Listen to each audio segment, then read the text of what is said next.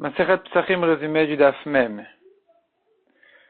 Il est interdit de mettre du blé dans de l'eau bouillante uniquement un à un pendant Pessah, parce que quand on le met dans l'eau bouillante, ça le retient de ne pas devenir Hametz, mais quand on met deux à deux, c'est interdit parce qu'on craint que une graine de blé se pose sur la fente de la deuxième, là-bas l'eau bouillante ne va pas rentrer, et au contraire ça risque de devenir Hametz là-bas. De même, en ce qui concerne griller, la Gemara dit, il est interdit de griller deux épis de blé ou d'orge en même temps, parce qu'on craint que le liquide, la sauce, le jus du blé de l'épi va sortir de l'une à l'autre, et la deuxième qui va se mouiller, elle va devenir chametz.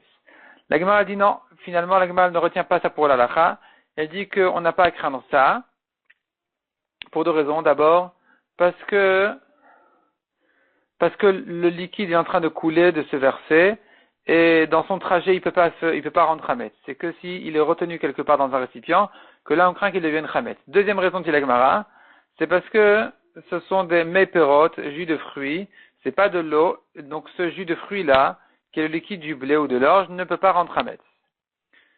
La Gemara ensuite dit, il est interdit pendant Pessah de laver l'orge avant de cuire des galettes d'orge, des matzot. Il est interdit de laver l'orge parce que ça le rend chametz. S'il a lavé l'orge, si ça s'est fendu, c'est interdit. Si ça ne s'est pas fendu, c'est permis. Selon Rabbi aussi, il y a moyen de les tremper dans du vinaigre et le vinaigre il va les bloquer que ça ne devienne pas chametz. Et la Gemara dit, la halakha n'est pas comme ça. Donc la halakha est que si ça s'est fendu, c'est interdit, sinon c'est permis. Et quand on dit que sinon c'est permis, nous avons une marloquette à Moraïm pour comment comprendre cette chose-là. Soit on évalue est-ce que ça se serait fendu si c'était sur un tonneau de vin à cause de la force de l'odeur du vin. Et à partir de cette étape-là, c'est déjà interdit. Ou non, ou bien on dit que tant que ça ne s'est pas vraiment fendu, eh bien, il n'y a pas de problème. Donc, fendu, ça veut dire, en fait, ça gonflait tellement jusqu'à que ça s'ouvre, ça commence à s'ouvrir, c'est là le problème de chametz.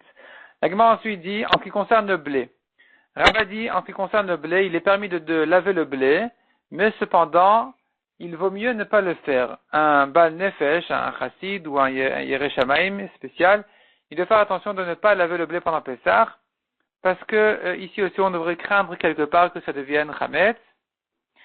Et la Gemara ensuite ramène quelques avis des Amoraïm. Est-ce qu'on maintient ça pour la halakha ou pas? Est-ce qu'il y a un problème de laver le blé ou pas? Rava au début disait qu'il est interdit de laver même le blé.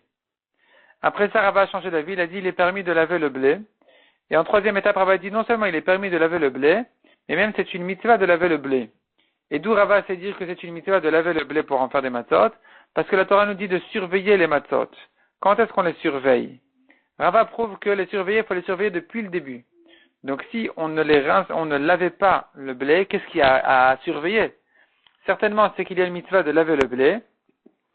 Et donc quand il est lavé, puisqu'il est lavé, il faut déjà commencer à le surveiller qu'il ne devienne pas chametz.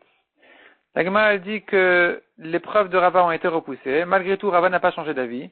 Il a dit, il a demandé aux gens qui faisaient les gerbes du blé, il leur disait de le faire avec l'intention que on en fasse ensuite de la matzat mitzvah. Le faire l'Eshem mitzvah. Donc on voit que Rava pense qu'il faut surveiller les matzot depuis le blé déjà, depuis les premières étapes où à peine on a du blé. La Gemara ramène encore un Mora, Amar Bered Ravina, qui lui aussi, sa mère lui surveillait le blé depuis qu'on le récoltait. La Gemara ensuite raconte l'histoire d'un bateau qui a coulé, il était plein de blé, le blé a coulé dans l'eau, et donc on avait un problème ici de chametz. La Gemara conclut, il faut le vendre un petit peu, des petites quantités aux Juifs, de manière à ce qu'il les termine avant Pessah. Mais vendre des grandes quantités aux Goïm s'interdit parce que le Goï risque de les revendre à un Juif. La Gemara ensuite dit, ramène une braïta qui dit, celui qui veut épaissir son plat, il a un plat cuit, et il veut l'épaissir avec de la farine, il n'a pas le droit de le faire. S'il veut quand même le faire, ce qu'il faut faire, c'est mettre du vinaigre. Donc déjà, s'il met d'abord la farine, ensuite le vinaigre, c'est bon. S'il met d'abord le vinaigre et ensuite la farine, c'est une marloquette. Est-ce qu'on craint que le vinaigre s'est déjà mélangé dans le plat, il l'a perdu de sa force? Ou non, on dit que c'est quand même bon. La Gemara dit que cependant, la halakha est de ne pas le faire du tout, ni la farine dans le vinaigre, ni le vinaigre dans la farine, tout ça dans le plat, parce que on ne s'amuse pas avec des risques de chametz. La Gemara ensuite dit de la farine de graines grillées. Donc cette farine-là, on devrait la considérer comme des matzot déjà cuites. Elle ne peut plus devenir, a priori, elle ne peut plus devenir chametz.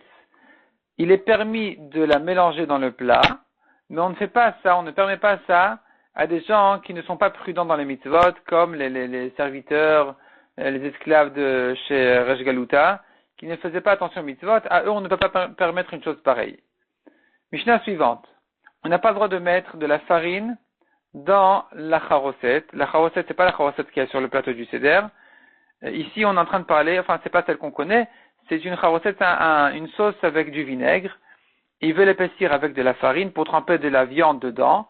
C'est interdit de le faire pendant Pessah parce que le vinaigre, parce que ce mélange-là, il va rendre hametz la farine, ni dans la moutarde. S'il l'a fait quand même, il doit le manger immédiatement avant que ça ne devienne hametz. Selon Rabbi Meir, c'est interdit. La Gemara ramène marloquette. Est-ce que, selon les chachamim que c'est permis, ils ne l'ont permis que dans la moutarde ou même dans la charoset? Est-ce que les chachamim sont d'accord avec Rabbi Meir que dans la charoset, c'est interdit, il faut le brûler immédiatement, parce que ça devient très rapidement chametz, et donc tout ce qu'ils permettent, c'est que dans la moutarde, ou bien non, les chachamim permettent dans tous les cas. Deuxième halakha de la Mishnah, on ne cuit pas le Pessah du tout, ni dans de l'eau, ni même dans des jus de fruits.